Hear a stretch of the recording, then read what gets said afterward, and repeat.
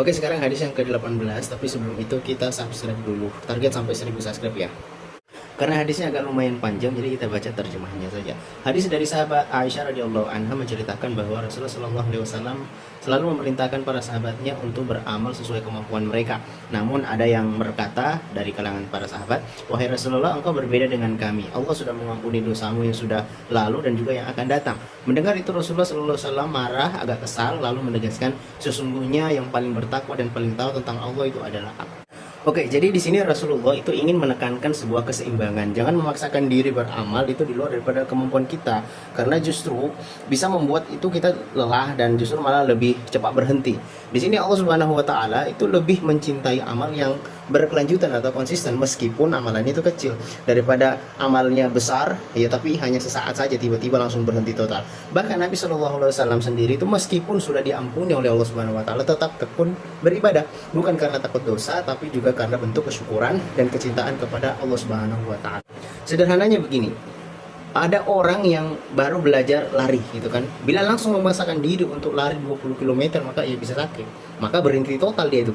Tapi kalau ia mulai 1 kilo dulu atau 2 kilo atau 3 kilo ya maka dia bisa konsisten setiap hari ya, dan semakin kuat tubuhnya. Begitu pula ibadah, sedikit tapi rutin itu jauh lebih bermakna ketimbang banyak kemudian capek letih langsung berhenti total.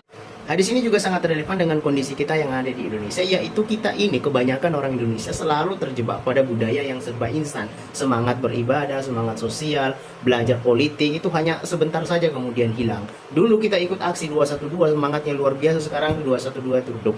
Kemarin itu masalah pagar laut ya aguan PIK 2 sekarang juga sudah redup. Padahal yang dibutuhkan pada saat itu adalah konsisten, dan ini bukan euforia sesaat tapi konsisten. Dan juga hadis ini erat kaitannya dengan kepemimpinan. Jadi hadis ini menjadi teguran di mana Rasulullah Shallallahu alaihi wasallam yang sudah diampuni saja masih tekun beribadah. Maka seorang pemimpin seharusnya justru lebih tekun, lebih disiplin, lebih bertakwa daripada rakyatnya.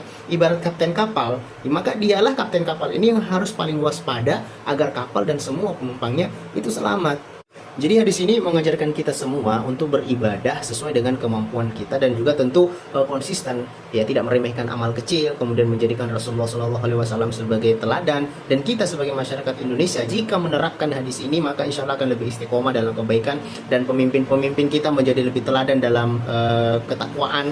Kemudian inilah yang menjadi kunci agar bangsa yang besar ini tidak hanya bergerak cepat sesaat, percepatan program, tetapi kita ingin ya bangsa ini maju dan juga berkelanjutan.